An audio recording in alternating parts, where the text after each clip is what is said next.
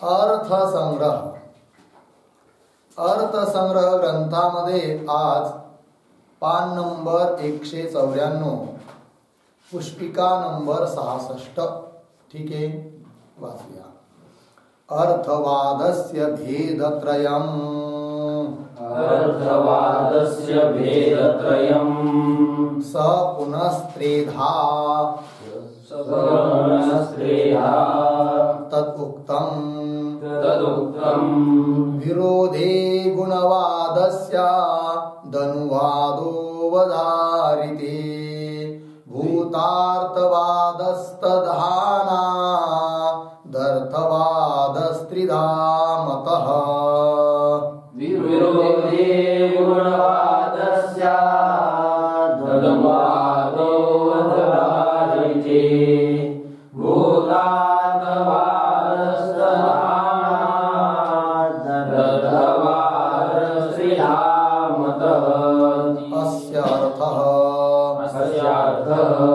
प्रमाणांतर विरोधे सति अर्थवाद गुणवाद यथा आदित्यो युपः इत्यादि. प्रमाणांतर विरोधे सति अर्थवाद गुणवाद यथा आदित्यो युपः इत्यादि. युप आदित्याभेदस्य प्रत्यक्षवादितत्वात् आदित्यवत् उज्ज्वलत्व रूप गुणः अनेन लक्षणया प्रतिपाद्यते. युप आदित्याभेदस्य प्रत्यक्षवादितत्वात् आदित्यवत् उज्ज्वलत्व रूप गुणः अनेन लक्षणया प्रतिपाद्यते. प्रमाणान्तरावगतार्थ बोधकः अर्थवादः अनुवादः यथा अग्निर्हिमस्य भेषजम् इति. अत्र हिम विरोधित्वस्य अग्नौ प्रत्यक्षावगतत्वात्. प्रमाणान्तरावगतार्थ बोधको अर्थवादः अनुवादः यथा अग्निर्हिमस्य भेषजम् इति. अत्र हिम विरोधित्वस्य अग्नौ प्रत्यक्षावगतत्वात्. प्रमाणांतर विरोध तत्प्राप्ति रहितार्थबोधकः अर्थवादः भूतार्थवादः यथा इंद्रो वृत्राय वज्रम उदयच्छत् इत्यादि. प्रमाणांतर विरोध प्राप्ति रहितार्थबोधकः अर्थवादः भूतार्थवादः यथा इंद्रो वृत्राय वज्रम उदयच्छत् इत्यादि. ठीक आहे जी, चला. तर सह पुनः त्रेधा. सह अर्थवाद. अर्थवादाचे पुन्हा 3 प्रकार आहेत. तर आपण मागच्या याच्यात बघितलं पॅरेग्राफ मध्ये की अर्थवादाचे 2 भेद केले होते. कोण कोण? विधिशेष, निषेधशेष. ठीक आहे ना. आता अर्थवादाचे 3 भेद करत आहे. मग त्या दोघांचे 3 कसं बरं? म्हणजे नाही प्रकारांतरेण अन्य प्रकाराने 3 प्रकार. ठीक आहे ना. म्हणजे कसं काय? उदाहरण व्यवहारात आपण घेऊ शकतो, आहे की नाही, की वस्तू तेवढ्याच आहे, त्याच आहे, पण वेगवेगळ्या अंगाने त्याचे भेद केले जातात.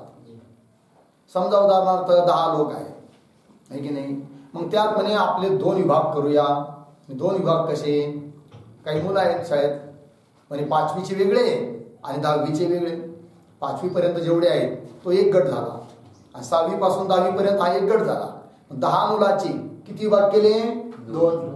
बरोबर आहे की. दुसऱ्या दिवशी म्हणे आता आपण काय करूया, आपले विभाग करूया. म्हणजे किती कसे विभाग करायचे? म्हणजे हे बघा, आपण किती राज्यातले आहोत? 4. तर आपले किती भेद झाले आता?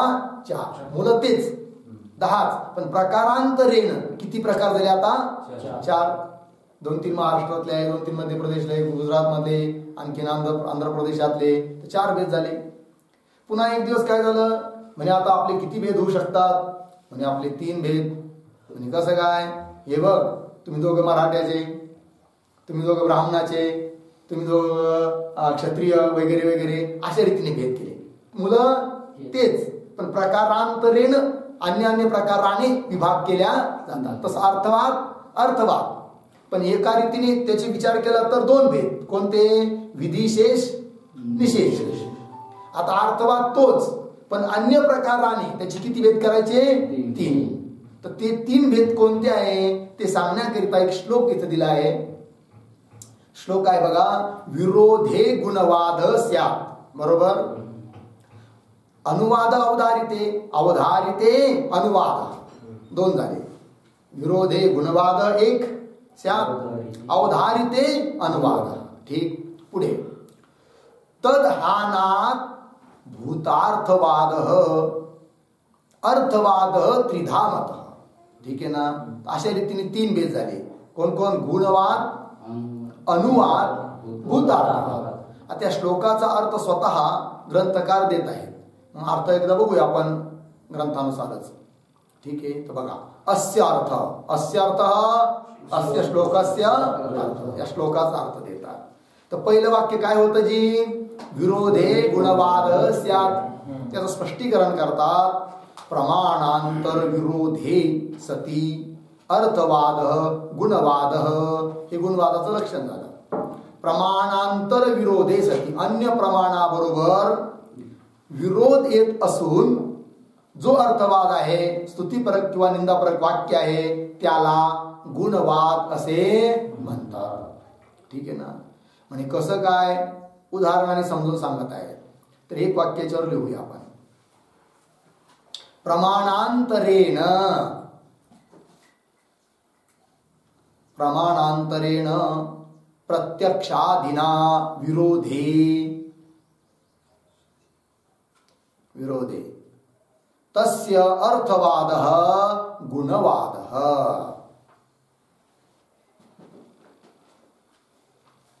पूर्णविराम. यूपः बराबर यज्ञीय स्तंभ विशेष. यूपः बराबर यज्ञीय स्तंभ विशेष. पूर्णविराम. तस्य उज्ज्वलत्वादि गुणयोगेन, तस्य उज्ज्वलत्वादि गुणयोगेन आदित्यात्मकत्वं बोध्यते. आदित्यात्मकत्वं बोध्यते इति अयम् अर्थवादः, इति अयम् अर्थवादः गुणवादः. ठीक आहे. बघा आता, प्रमाणांतरेण म्हणजे काय? अन्य प्रमाण, प्रत्यक्षादी प्रमाण. प्रमाणांतरेण प्रत्यक्षादीना विरोधे, विरोध झाला असता तरी पण त्याचा अर्थवाद स्तुतीपरक किंवा निंदापरक वाक्य, त्याला म्हणायचं गुणवाद. मूळ मध्ये उदाहरण दिले बघा. मूळ मध्ये पंक्ती बघूया. प्रमाणांतर विरोधे सती अर्थवाद गुणवाद. उदाहरण यथा आदित्यो युपः इत्यादी. ठीक आहे. युप, युप शब्दाचा लिहून दिला. युप म्हणजे काय? यज्ञीय स्तंभ विशेष आहे की नाही. यज्ञामध्ये जो स्तंभ असतो त्याला म्हणायचं युप. आणि वाक्य येतं आदित्य युप. आदित्य शब्दाचा अर्थ होतो सूर्य. आता युप म्हणजे काय? सूर्य आहे का? नाही. परंतु सांगितलं जाऊ राहिलं आदित्य युप. प्रत्यक्ष प्रमाणाने, चक्षुरादी प्रत्यक्ष प्रमाणाने पाहिलं तर युप युप आहे, सूर्य सूर्य आहे. दोघे होऊ शकत नाही, विरोध आहे. तरी पण युपाला आदित्य म्हटलं जाऊ राहिलं म्हणजे युपाची स्तुती केली जाऊ राहिली. यज्ञ स्तंभाची काय केली जाऊ राहिली? स्तुती. की ज्याप्रमाणे आदित्य म्हणजे सूर्य उज्ज्वलत्वादी गुणाने युक्त आहे, त्याप्रमाणेच हा युप आहे अशी स्तुती म्हणजे अर्थवाद आहे. मग प्रत्यक्षादी प्रमाणाने विरोध आहे तरी पण अर्थवाद स्तुतीपरक हे वाक्य आहे. म्हणून हा जो अर्थवाद आहे कोणता? गुणवाद. ठीक आहे. पंक्ती पहा. आदित्यो युप इत्यादी. पुढे युप आदित्य अभेदस्य. युप आणि आदित्य दोघांचा अभेद होऊ शकत नाही. प्रत्यक्ष प्रमाणाला विरोध आहे, वाद आहे. युप आदित्याभेदस्य प्रत्यक्ष बाधितत्वात्. म्हणजे प्रत्यक्ष प्रमाणाने काय ही गोष्ट बाधित आहे, दोघांचा अभेद होऊ शकत नाही. प्रत्यक्ष बाधितत्वात्. मग का हो, कसं काय सांगितले आदित्य युप? सांगतायत आदित्यवत, आदित्याप्रमाणे, सूर्याप्रमाणे उज्ज्वलत्व रूप गुण. अनेन लक्षणया प्रतिपाद्यते. अनेन अनेन अनेन वाक्येन. कोणतं वाक्य? आदित्य युप या वाक्याच्या द्वारे आहे की नाही. काय सांगितलं जाऊ राहिलं? उज्ज्वलत्वादी रूप गुण अनेन लक्षण्या प्रतिपाद्यते आहे की नाही. उज्ज्वलत्वादी गुणाचं प्रतिपादन केल्या जाऊ राहिलं आहे की नाही. मग आता हा कोणता वाद झाला जी? अर्थवाद आहे. कोणता? गुणवाद नावाचा अर्थवाद. ठीक आहे. हा झाला पहिला. श्लोकामध्ये पहिलं वाक्य झालं ना, विरोधे गुणवाद स्यात्. दुसरं वाक्य आहे अवधारिते अनुवाद स्यात्. अवधारिते मूळ श्लोकामध्ये आलाय ना. अवधारितेचा अर्थ लिहा निश्चितार्थे. पहिल्याच पंक्तीमध्ये अवधारितेचा अर्थ आहे निश्चितार्थे. आता त्याचं स्पष्टीकरण करतायत ग्रंथकार. मूळमध्ये बघा, प्रमाणांतर अवगतार्थ म्हणजे अन्य प्रमाणाच्या द्वारे जाणल्या गेलेला जो अर्थ. प्रमाणांतर अवगत म्हणजे ज्ञातार्थ. अवगतार्थ याचा अर्थ आहे ज्ञातार्थ. अन्य प्रमाणाच्या द्वारे जाणलाय. प्रमाणांतरावगतार्थ बोधक अर्थवाद अनुवाद म्हणजे अन्य प्रमाणाच्या द्वारे जाणल्या गेलेला जो अर्थ आहे त्याची स्तुती जर होत असेल तर त्याला म्हणायचं काय जी? अनुवाद नावाचा अर्थ. उदाहरण दिलंय. यथा अग्नि हिमस्य भेषजम है की नाही. अत्र हिमविरोधित्वस्य अग्नौ प्रत्यक्ष अवगतत्वात्. बघा म्हणजे काय हो, अग्नी काय आहे जी? हिम म्हणजे काय? थंडी. भेषज म्हणजे औषध. थंडीचं औषध आहे कोण? अग्नी. आणि प्रत्यक्ष प्रमाणाने सुद्धा लोकांना माहिती आहे की नाही. जर थंडी वाजली तर लोक अग्नीजवळ जातात ना. मग प्रत्यक्ष प्रमाणाने निश्चित जो अर्थ आहे की थंडीचं औषध आहे कोण? अग्नी. आणि हीच गोष्ट या वाक्याच्या द्वारे सांगितल्या जाऊ राहिली. म्हणून हा वाद कोणता अर्थवाद आहे? हा अनुवाद. ठीक आहे ना जी. अग्नि हिमस्य भेषजम इति.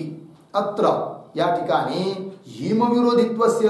हिम म्हणजे थंडी, त्याचे विरोधी आहे अग्निमध्ये. अग्नि विरोधित्वस्य अग्नौ अग्निमध्ये प्रत्यक्ष अवगतत्वात् प्रत्यक्ष प्रमाणाने ज्ञात आहे. आणि त्याचं या वाक्याद्वारे कथन केलं जाऊ राहिलं. म्हणून हा झाला अनुवाद. ठीक आहे. एक वाक्य लिहू याच्यावर. प्रत्यक्षादिना अवगतार्थस्य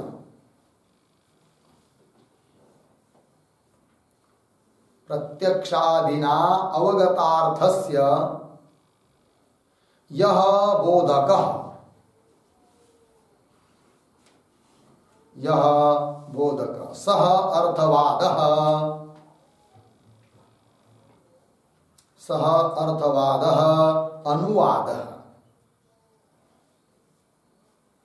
अनुवादः पूर्णविराम कंसा प्रत्यक्षादि प्रमाण सिद्धम अर्थम प्रत्यक्षादि प्रमाण सिद्धम अर्थम अनुवदति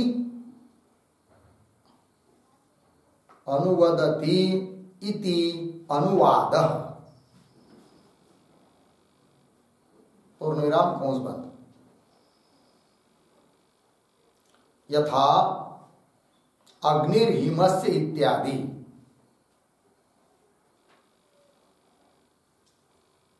पूर्णविराम पुढे कंसात हिमजन्य शैत्य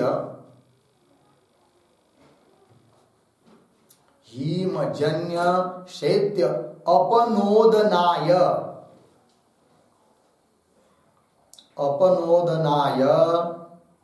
अग्नि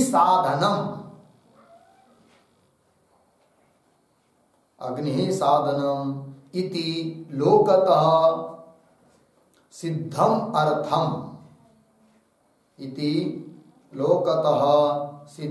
अर्थम अयम अनुवदति इति अनुवादः. अयम अनुवदति इति अनुवादः. अर्थ बघा.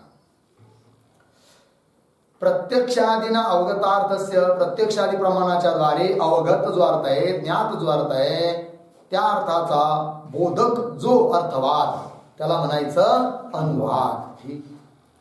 प्रत्यक्षादी प्रमाण थोडक्यात काय, प्रत्यक्षादी प्रमाण सिद्धम अर्थम अनुवदती. प्रत्यक्षादी प्रमाणाने सिद्ध जो अर्थ आहे त्याचा काय करतो हा अनुवाद. म्हणून याला म्हणायचं अनुवाद नावाचा अर्थवाद. उदाहरण दिलंय अग्निर्हिमस्य. तर हिमजन्य जे शैत्य थंडी, बर्फ वगैरे याच्यापासून उत्पन्न होणारी जी थंडी शैत्य, अपनोदनाय नाश करण्याकरिता, अग्निसाधन अग्निसाधन आहे, औषध आहे म्हणजे साधन आहे.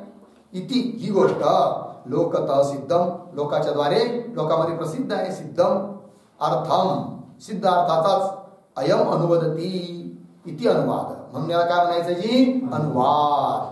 लागलं जी. चला मूळ मध्ये प्रमाणांतरावगतार्थबोधक अर्थवाद अनुवाद यथा अग्नि हिमस्य भेषजम इति. अत्र हिम विरोधित्वस्य अग्नौ प्रत्यक्षावगतत्वात्. हिमाच्या विरोधी अग्नी आहे ही गोष्ट प्रत्यक्ष प्रमाणाने जाणल्या जाते. तिचंच कथन या वाक्याच्या द्वारे होत आहे. अग्निर्हिमस्य भेषजम. म्हणून हा अर्थवाद कोणता आहे जी अनुवाद. दोन झाले, गुणवाद अनुवाद. आता तिसरा श्लोकामध्ये बघा अवधारिते अनुवाद अस्यात् याची व्याख्या झाली. आता श्लोकाचा उत्तरार्ध जो आहे त्याची व्याख्या करतात बघा खाली शेवटच्या वेळी. प्रमाणांतर विरोध तत्प्राप्ती तत्प्राप्ती रहितार्थ बोधक अर्थवाद भूतार्थवाद. म्हणजे काय, प्रमाणांतर विरोध भी नाहीये, रहित रहित दोन्हीकडे लावायचं. प्रमाणांतर अन्य प्रमाणाबरोबर विरोध पण नाहीये. बर, अन्य प्रमाणाने प्राप्ती पण नाहीये, दोन्ही रहित आहे. वर कसं होतं, पहिला जो होता गुणवाद तिथं काय होतं प्रमाणांतराबरोबर विरोध, तसं पण इथं नाहीये. अनुवाद सांगत असताना काय होतं, अन्य प्रमाणाद्वारे प्राप्ती, तसली प्राप्ती पण इथं नाहीये. बघा प्रमाणांतर विरोध तत्प्राप्ती रहितार्थ, रहित असा जो अर्थ बोधक, अशा अर्थाचा बोधक जो अर्थवाद त्याला म्हणायचं काय जी बोधार्थवाद. ठीक आहे ना. उदाहरण दिलंय यथा इंद्र वृत्राय वज्रम उदयच्छत. इंद्राने वृत्रासुराला मारण्याकरिता वज्र उचललं. आता इथं हे जो आहे की नाही हे जो अर्थवाद आहे हा कोणता अर्थवाद आहे जी भूतार्थवाद आहे. तसं कथन केलेलं आहे याच्यात, आहे की नाही. अनुवाद बी नाही विरोध पण नाही. ठीक आहे ना. याच्यावर एक वाक्य लिहूया. प्रमाणांतरेण विरोध अपि नास्ति. प्रमाणांतरेण विरोध अपि नास्ति. अर्धविराम. ततः प्राप्ति अपि नास्ति. ततः प्राप्ति अपि नास्ति. अर्धविराम. तादृश अर्थबोधकः तादृशार्थबोधकः अर्थवादः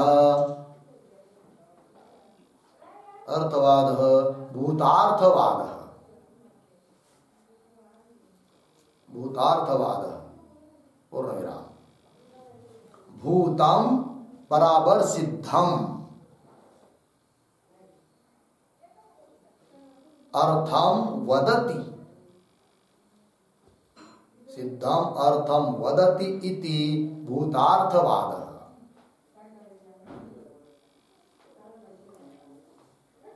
पूर्णविराम. यथा इंद्र वृत्राय वज्रम उदयच्छत.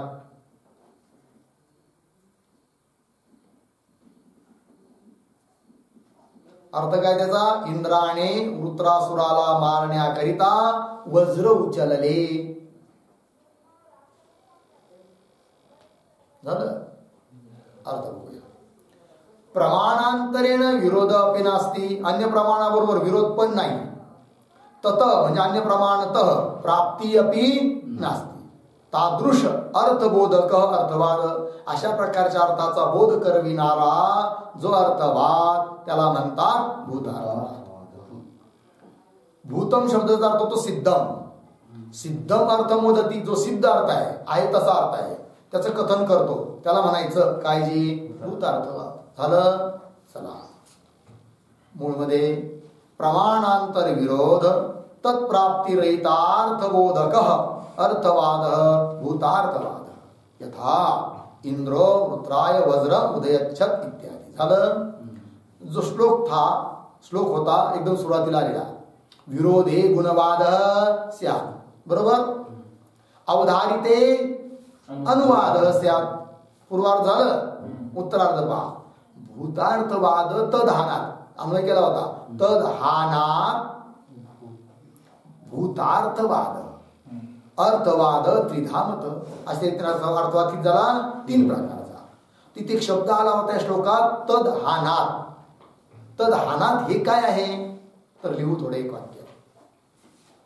तदहानात बराबर, त्याच्यामध्ये तद शब्द घ्या. तद बराबर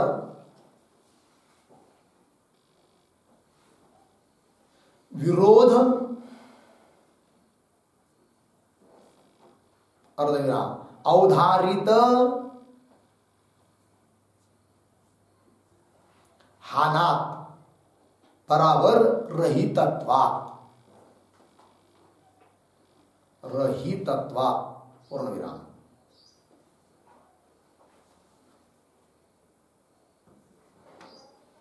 ठीक आहे जी. बघा तदहानात मध्ये तद शब्दाने काय घेतलं? विरोध आणि अवधारित म्हणजे दोन्ही वरचे. प्रमाणांतराबरोबर विरोध बी आणि अवधारित निश्चितार्थ, आणि हानाचा अर्थ केला रहितात, मिळून अर्थ काय झाला? विरोध रहित आणि निश्चितार्थाने रहित. अन्य प्रमाणाबरोबर विरोध बी नाहीये, अन्य प्रमाणाद्वारे अवधारित निश्चित बी नाहीये. एकंदरीत काय तात्पर्य झालं मग? प्रमाणांतर विरोध तत्प्राप्तिरहितार्थबोधक अर्थवाद भूतार्थवाद. झाले. अर्थवादाचे किती प्रकार? 3. ठीक आहे. आता पुढे जाऊया. पुष्पिका नंबर 67, पान नंबर 155. एवं च यजेत स्वर्गकाम इत्यादि निखिल वेदस्य साक्षात परंपरया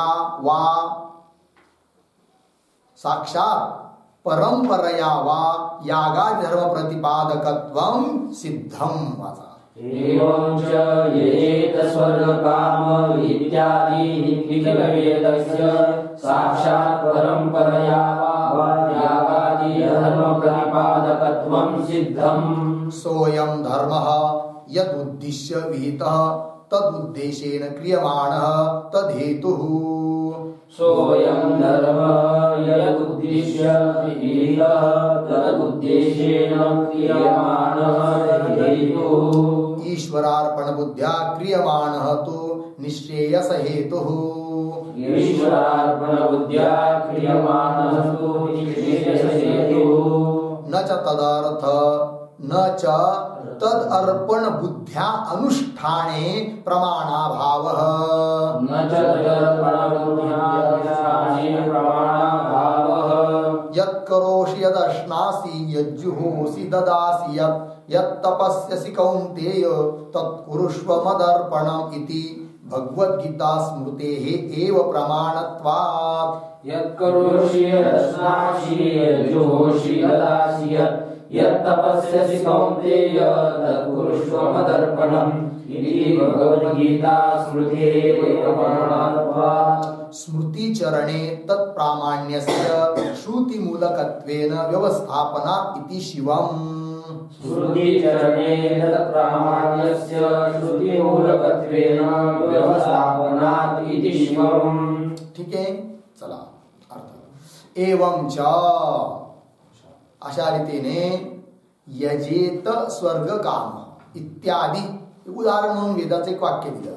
यजेत स्वर्ग काम इत्यादी वेदाचे सारे वाक्य. निखिल वेदस्य यावत वेद. वेदाचे किती विभाग केले होते जी? 5 भागात विभाग केला होता ना. कोण कोण? विधी, मंत्र नामधेय निषेध अर्थवाद है की नाही. तर हे सर्वच सर्व वेदाचे वाक्य काय करतात, साक्षात किंवा परंपरेने यागादी धर्म प्रतिपादकत्व सिद्धम. वेद वाक्याच्या ठिकाणी काय आहे, यागादी धर्म प्रतिपादकत्व आहे.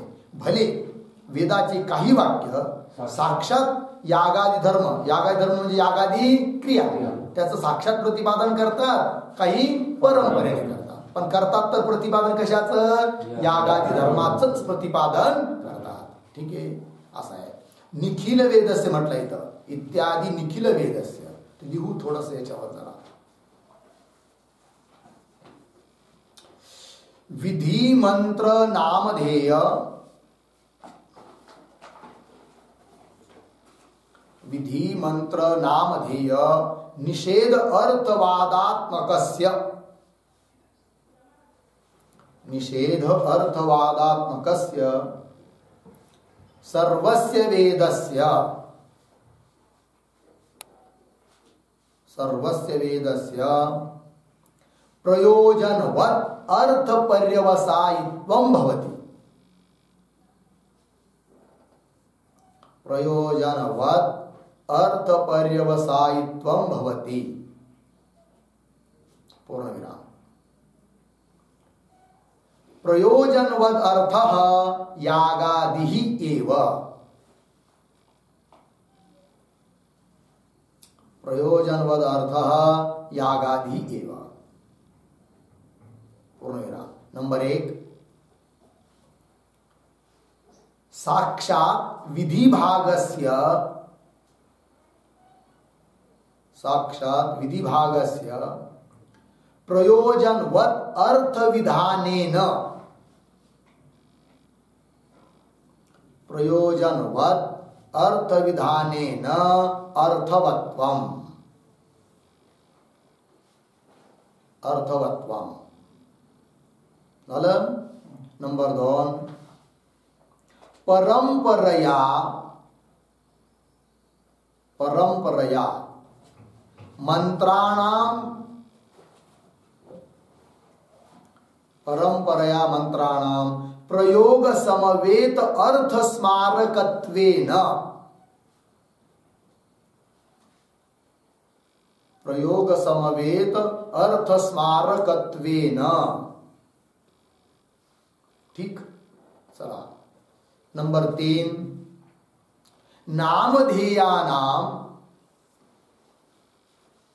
नामधेयानां विधेयार्थ परिच्छेदकत्वेन, विधेयार्थ परिच्छेदकत्वेन. ठीक, पुढे. नंबर 4, निषेधानां, निषेधानां अनर्थ हेतु कर्मभ्यः, अनर्थ हेतु कर्मभ्यः निवर्तकत्वेन,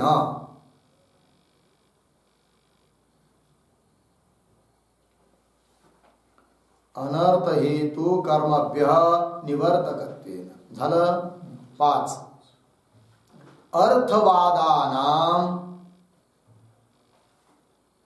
अर्थवादानां तत्तद् वाक्य विहित, तत्तद् वाक्य विहित कर्मनिष्ठ,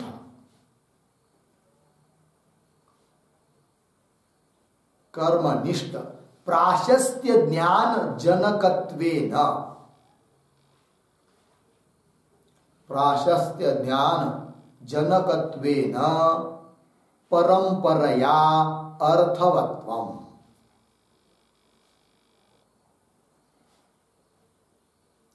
परंपरया अर्थवत्वम्. पूर्णविराम. एवं सकलस्य वेदस्य,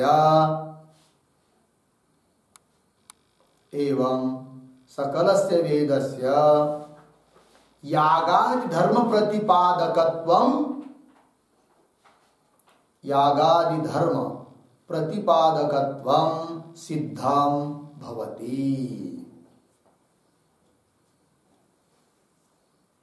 यागादि धर्म प्रतिपादकत्वं सिद्धम भवति. लागलं जी. चला अर्थ बघूया. तर वेदाचे 5 विभाग केले ना. विधी, मंत्र, नामधेय, निषेध, अर्थवाद. आहे की नाही. अर्थवादात्मकस्य सर्वस्य वेदस्य. संपूर्ण वेद याच्याच अंतर्गत आला. अर्थात वेदाचं कोणतंही वाक्य घेतलं तर या 5 मध्येच कुठेतरी असणार. या 5 अतिरिक्त नाही. सर्वस्य वेदस्य प्रयोजनवत अर्थ. प्रयोजनवत अर्थ म्हणजे कोण? यागादी क्रिया. आहे की नाही. प्रयोजनवत अर्थ पर्यवसायित्व. त्याचं कथन करण्यामध्येच सर्वांचं पर्यवसान आहे, तात्पर्य आहे. लागलं. कसं स्पष्टीकरण केलंय बघा. प्रयोजनवत अर्थ म्हणजे कोण? यागादी. बघा आता तर विधी वाक्य जे आहे ना ते साक्षात यागादी क्रियेचं प्रतिपादन करतात. म्हणून लिहिलं आहे साक्षात विधी भागस्य प्रयोजनवत अर्थ म्हणजे यागादी अर्थ विधानेन अर्थवत्व. अर्थवान आहेत ते, सफल आहेत. ऐक नाही. कोण? विधी वाक्य. बर. विधीच्या नंतर दुसरं वाक्य येतं कोणतं जी? मंत्र. मंत्र वाक्य साक्षात यागादी धर्माचं प्रतिपादन करत नाही, पण परंपरेने यागादी धर्मातच त्यांचं तात्पर्य आहे. ते सांगितलं बघा. परंपरया मंत्राणाम प्रयोग समवेत अर्थस्मारकत्वेन. अर्थवत्व मी सरळ ठिकाणी आणायचं मागून. आहे की नाही जी. तर परंपरेने मंत्र जे आहेत तर याग करत असताना, यज्ञ करीत असताना, ती क्रिया करत असताना त्या मंत्राचं काय करावं लागतं? उच्चारण. ते मंत्र काय करतात? त्या क्रियेचं स्मरण करून देतात. आहे की नाही. तर मंत्राणाम प्रयोग समवेत. प्रयोग म्हणजे अनुष्ठान. अनुष्ठान करत असताना अर्थाचं स्मरण करविणारे असतात. कोण? मंत्र. परंपरेने त्यांचं सुद्धा तात्पर्य कशात आलं? यागादी धर्म प्रतिपादन करण्यामध्येच आहे. परंपरा मंत्राणाम प्रयोग समवेत अर्थस्मारकत्वेन. झालं. पुढचं आहे नामधेय. तर नामधेय काय करतो? तर नामधेय म्हणजे नाव. नामधेय म्हणजे काय? नावच, दुसरं काही नाही. तर नामधेयानाम विधेय अर्थ. विधी वाक्याच्या द्वारे विधेय जो अर्थ त्याचा परिच्छेद करतात. म्हणजे वेगवेगळे नाव ठेवून नाव दिलं. समजा उदाहरणार्थ मागेला आहे की नाही काय? उद्भिद्याग. आहे की नाही. सोमयाग, ज्योतिष्टोम याग अशी वेगवेगळे नावं दिले जातात. मग त्यामुळे काय होतं की बाकीच्या यागापासून किंवा अन्य गोष्टीपासून, सजाती विजाती गोष्टीपासून परिच्छेद होतो. म्हणजे ते अनुष्ठान करायला सोपं पडतं. आहे की नाही. म्हणून परिच्छेदाच्या द्वारे नामधेय वाक्यांना सुद्धा, नामधेय वाक्यांचं सुद्धा तात्पर्य कशात आहे? यागादी धर्म प्रतिपादन करण्यामध्येच आहे. दिले बघा. नामधेयानाम विधेयार्थ परिच्छेदकत्वेन अर्थवत्वम इत्यर्थः. पुढे निषेधानाम. निषेध काय करतात जी? निषेध वाक्य अनर्थ हेतू कर्म. असे काही कर्म आहे, कलंज भक्षण वगैरे जे की अनर्थाला कारण त्यांच्यापासून माणसाला दूर करतात. आहे की नाही. हटवतात. निवृत्ती परक आहे. मग वेदाचे वाक्य एकतर प्रवृत्ती परक असतात किंवा निवृत्ती परक. तर निषेधानाम अनर्थ हेतू कर्मभ्य निवर्तकत्वेन काय? अर्थवत्व. झालं. पुढे आता राहिला अर्थवाद. अर्थवादानाम तत्तद वाक्य विहित कर्मनिष्ठ. त्या विधी वाक्याच्या द्वारे विहित जे कर्म, यागादी कर्म, त्याच्या ठिकाणी हा अर्थवाद काय करतो? प्राशस्त्याचं ज्ञान करून देतो. हे तुम्ही केलं तर तुम्हाला असा लवकर फळ मिळेल वगैरे वगैरे. आहे की नाही. किंवा निषेधार्थ असेल तर त्याची निंदा करतो. बघा. अर्थवादाना तत्तद वाक्य विहित कर्मनिष्ठ. कर्माच्या ठिकाणी प्राशस्त्य ज्ञान जनकत्वेन. प्राशस्त्याचं ज्ञान उत्पन्न करून देतो. कोण? अर्थवाद. आणि म्हणून परंपरेनं का होईना अर्थवाद वाक्यांना सुद्धा आहे काय? अर्थवत्व. ठीक आहे ना. प्रयोजनवत्व, अर्थवत्व. जनकत्वेन परंपरया अर्थवत्व. झालं. पुढे एवं सकलस्य वेदस्य. संपूर्ण वेदाचं यागादी धर्म प्रतिपादकत्वम सिद्धम. वेदाच्या ठिकाणी यागादी धर्म प्रतिपादकत्वच आहे ही गोष्ट सिद्ध झाली ना. आता थोडस एक वाक्य, 2 वाक्य लिहूया. लिहा. नंबर 1 विधीना विहित. काय लिहिलं? विधीना विहित. त्याच्या खालच्या ओळीत लिहा. नंबर 2 मंत्रेन स्मारित. मंत्रेण स्मारितः.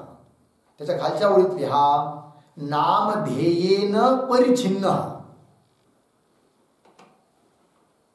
नामध्येयेन परिच्छिन्न. त्याच्या खालच्या ओळीत लिहा 4 नंबर निषेधेन निवर्तितः. निषेधेन निवर्तितः. त्याच्या खालच्या ओळीत लिहा 5 नंबर अर्थवादेन प्रशंसितो निंदितो वा. अर्थवादेन प्रशंसितः निंदितो वा. झालं 5 ओळी. हा, आता ही जी 5 वाक्य लिहिले या 5च्या पुढे एक उभी रेष द्यायची. असे सर्वांच्या पुढे उभी रेष आणि पुढं बाण दाखवायला इकडं. हा, आडवा असा बाण पुढच्या सरळ पुढे मध्यभागी. झालं का? त्याच्या पुढे लिहा यागादिही एव धर्म. यागादिही एव धर्म. आता कसं वाचायचं बघा. विधिना विहितः यागादी एव धर्म. विधी वाक्याच्या द्वारे विहित जो आहे तो कोण? यागादी हाच धर्म आहे. मंत्रेण स्मारितः कोण? यागादी एव धर्म. मंत्राच्या द्वारे स्मरण केल्या जाणारा कोण? यागादी हाच धर्म आहे. नामधेयेन परिच्छिन्न कोण? यागादी एव धर्म. निषेधेन निंदितः कोण? यागादी एव धर्म. आणि अर्थवादेन प्रशंसित निंदितो वा कोण? यागादी एव धर्म. झालं जी. चला आता मूळमध्ये एवं च यजेत स्वर्ग काम इत्यादी निखिल वेदस्य साक्षात परंपरया वा साक्षात परंपरया साक्षात किंवा परंपरेने यागादी धर्म प्रतिपादकत्वं सिद्धम. झालं एवढं. पुढे पहा सह अयम धर्म. तो हा धर्म. धर्म म्हणजे कोण? यागादी क्रिया. धर्म शब्द कुठे आला मीमांसेमध्ये? काय समजायचं? यागादी एव धर्म. स अयम धर्म यद उद्दिश्य ज्या उद्देशाने विहित आहे विधान केलं आहे तद उद्देशेन क्रियमाण त्याच उद्देशाने जर त्याचं अनुष्ठान केलं तर तद हेतू त्या त्या फलाला तो काय ठरतो? कारण ठरतो. समजा उदाहरणार्थ आहे की नाही एखादा याग आहे धर्म स्वर्गाच्या उद्देशाने विहित आहे आणि स्वर्गाच्या उद्देशानेच काय केलं त्याचं अनुष्ठान केलं तर तो धर्म तो याग स्वर्गासाठी काय बनेल? कारण बनेल, हेतू बनेल. ठीक आहे ना? तर बघा आता शब्दशः अर्थ लिहूया आपण या वाक्याचा. सोयम बराबर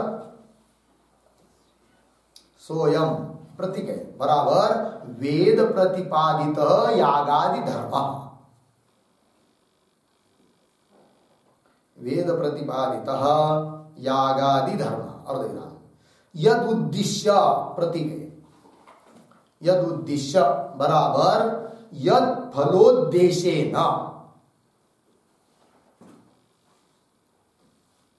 यद फलोद्देशेन. ठीक है ना?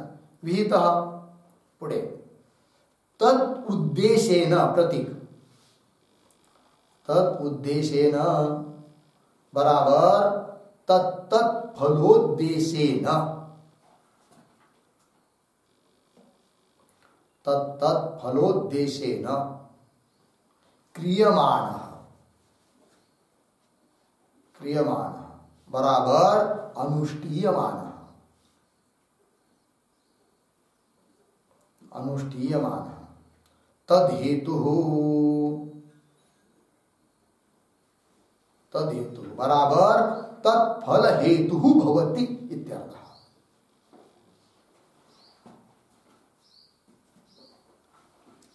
तत्फल हेतु भवति इत्यर्थः. बघायची हा. सोयम म्हणजे वेदाच्या द्वारे प्रतिपादित कोण? यागादि धर्म. स अयम तो हा यागादि धर्म.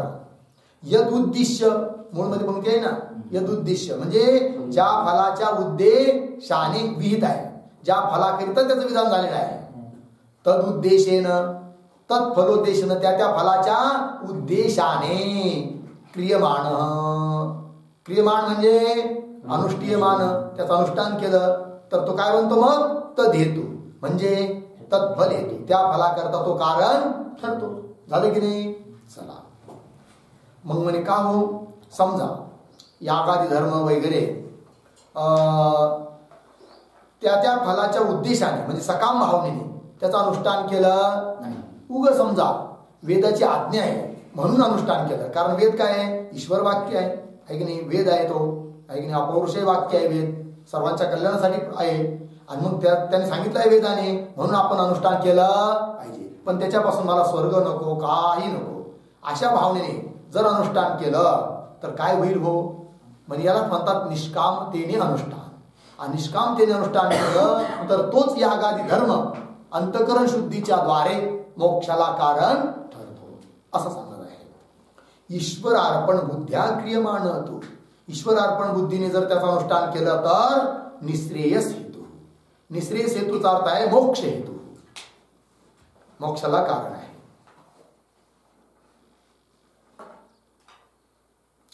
ठीक आहे ना जी? मोक्षाला कारण आहे असा अर्थ.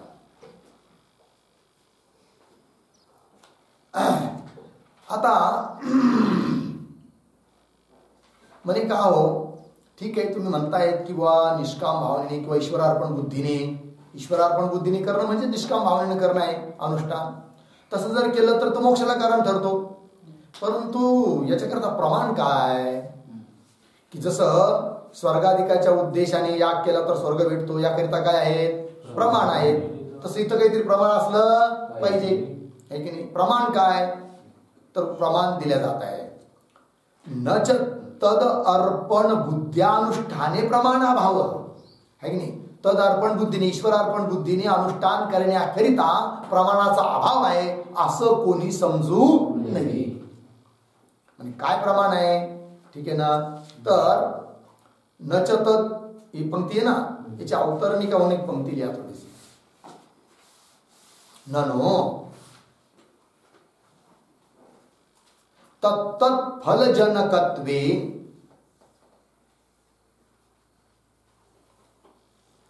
ननो तत्तत् फलजनकत्वे यागादेहे, उद्धरण चिन्ह, दर्श पूर्णमासाभ्याम स्वर्ग कामो यजेत. दर्श पूर्णमासाभ्याम स्वर्ग कामो यजेत, उद्धरण चिन्ह बंद, अर्धविराम.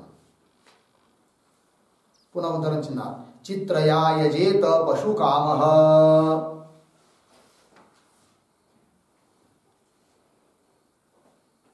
पशुकाम, उद्धरण चिन्ह बंद. पुनः उद्धरण चिन्हात वायव्यम श्वेतम आलभेत भूतिकामः.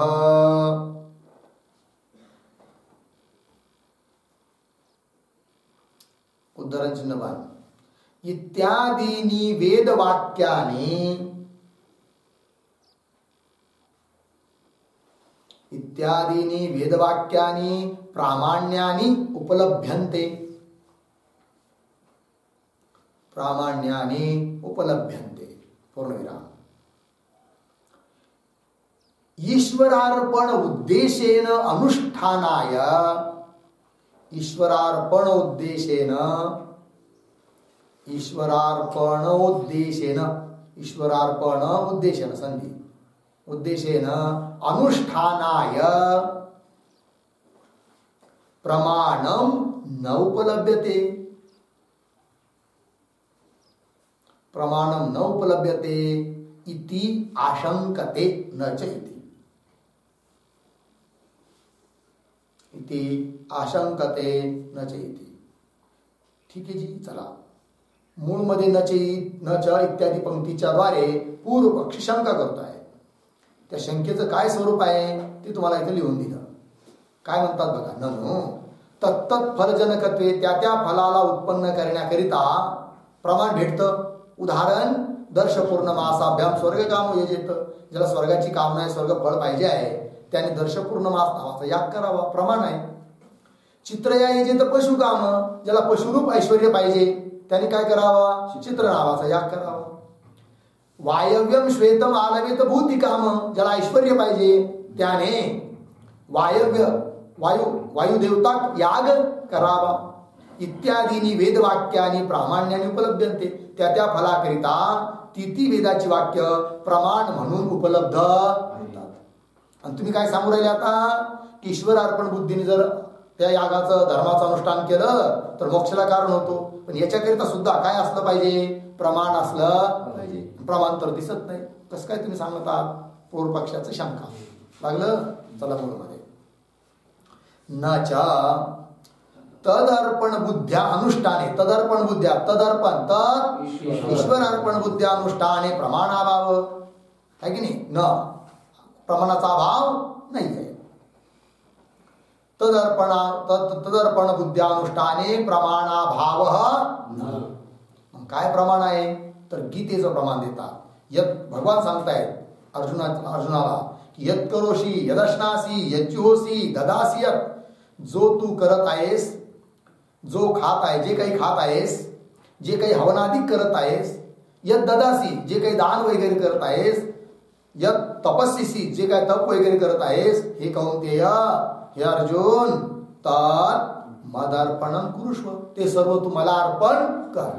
ईश्वर अर्पण बुद्धी झालं की नाही. इथं तत्कुरुष्व मदर्पणम, कुरुष्व मदर्पणम ही विधी आहे, ही विधी वाक्य आहे. भगवंताने सारं सांगितलं आणि शेवटी विधान केलं, ते सर्व तू काय कर मला अर्पण कर. विधी आहे म्हणजे प्रमाण आहे. इथं ईश्वर अर्पण बुद्धीने अनुष्ठान करण्याकरिता विधान आहे. चला, अर्पणम इति भगवद्गीता स्मृती हे एव प्रमाण. भगवद्गीता स्मृती ग्रंथ आहे, स्मृती ग्रंथात मानल्या जाते की कोण, गीता. आणि काय आहे जी प्रमाण आहे. कदाचित कोणी म्हणेल का हो वेदाचं प्रमाण कुठे आहे. प्रमाण तुम्ही दिलं हो, कशाच दिलं, स्मृतीचं आहे की नाही. हा, तर ते स्मृतीचं प्रमाण आहे पण वेदाचं नाही ना. उत्तर देत आहे त्याच्यावर काय की जरी स्मृतीचं प्रमाण असलं पण जेवढ्या स्मृती आहे त्या सर्व वेद मूलकच आहेत.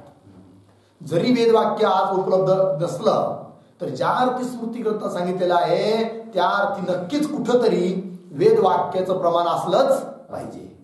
वेदवाक्याशिवाय स्मृतिकारांनी स्मृती ग्रंथ लिहिलेलेच नाही.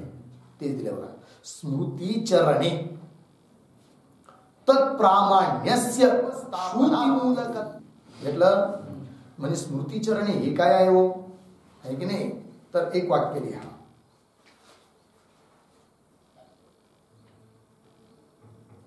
काय, ननु इयं स्मृती, ननु इयं स्मृती न वेदवाक्यम, न वेदवाक्यम इति शंकां समाधत्ते, इति शंकां समाधत्ते स्मृति इति पूर्णविराम. स्मृतिचरणे प्रतीक, स्मृतिचरणे प्रतीक आहे बराबर स्मृतिपादे, स्मृतिपादे प्रथमाध्यायस्य तृतीय पादे इत्यर्थः.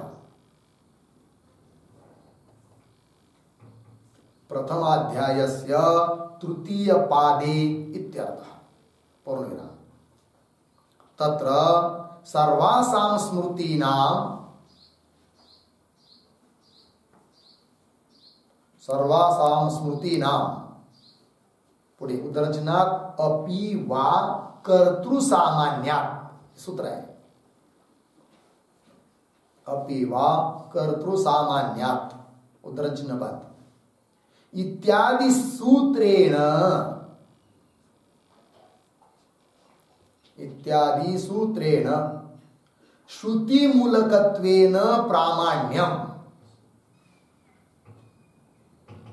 श्रुतिमूलकत्वेन प्रामाण्यम व्यवस्थापितम, व्यवस्थापितम इति हेतोः, इति हेतोः गीता वाक्यस्य अपि गीता वाक्यस्य अपि प्रामाण्यम सिद्धम इत्यर्थः। प्रामाण्यम सिद्धम इत्यर्थः। ठीक है जी, अर्थ पहा।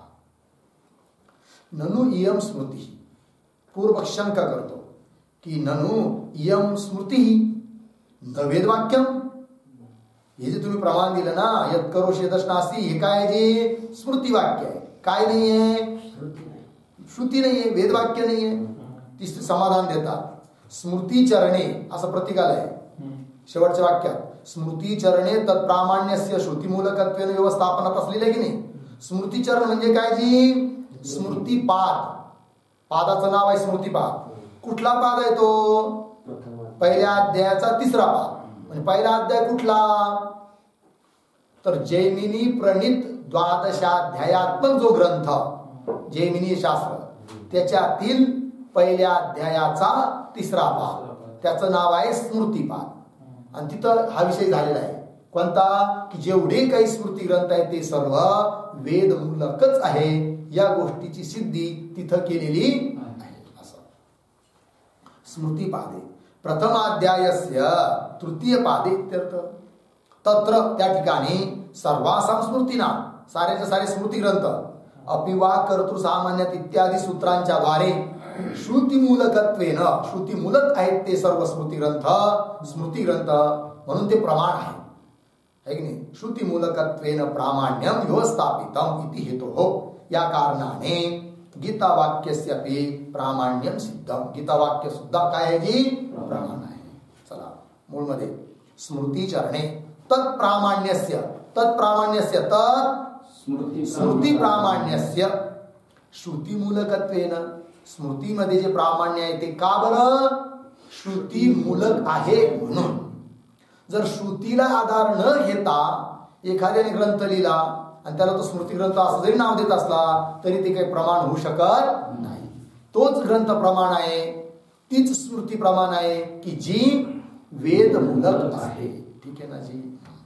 तत्प्रामाण्यस्य श्रुतीमूलकत्वेन व्यवस्थापित केलेलं आहे इति शिवम. ठीक, शेवटचा श्लोक.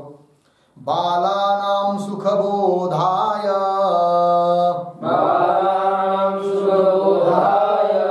भास्करेण सुमेधसा रचितोऽयं समासेन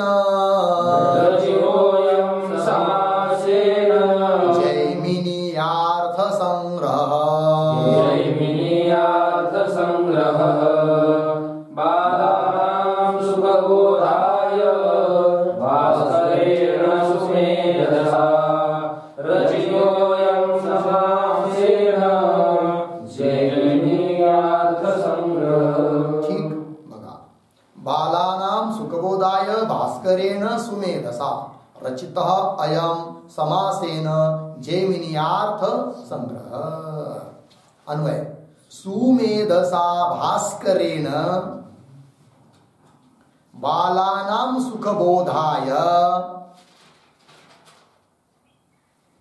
समासेन अयम जैमिनीयार्थ संग्रह रचितः. ठीक, अर्थ पहा. सुमेधसा, सुमेधसा शब्दाचा अर्थ आहे बुद्धिमता. बुद्धिमता. भास्करेण पद आलाय, सुमेधसा भास्करेण. तर भास्करेण म्हणजे काय, भास्करेण म्हणजे लौगाक्षी भास्करेण, कारण या अर्थसंग्रहाचे रचयिता कोण आहे, लौगाक्षी भास्कर. तर सुमेधसा भास्करेण बालानां सुखबोधाय, बालकांना सुखपूर्वक बोध ज्ञान होण्याकरिता. ठीक आहे ना.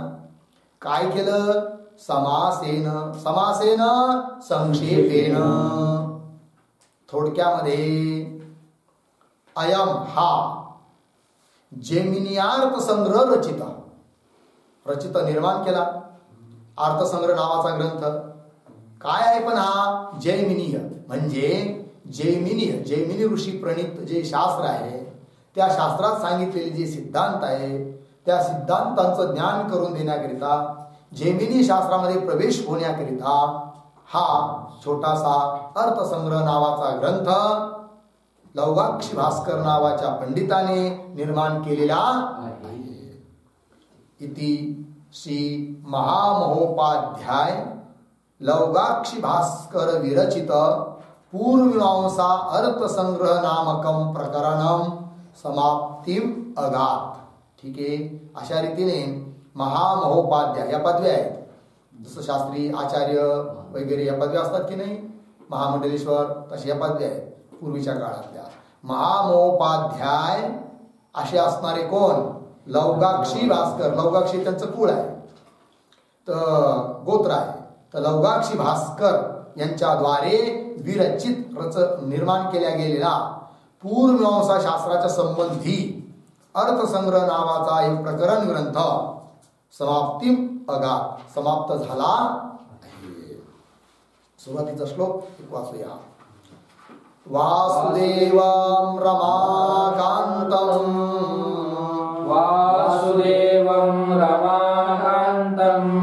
नत्वा लौगाक्षी भास्करः कुरुते जैमिनीनये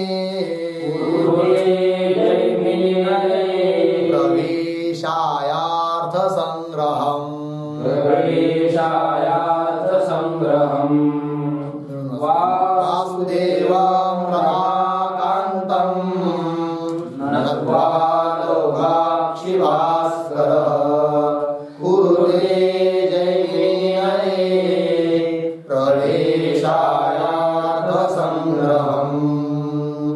पुंडलिका श्री ज्ञानदेव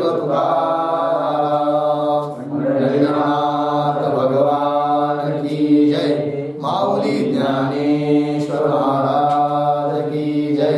जगद्गुरु तुकाराम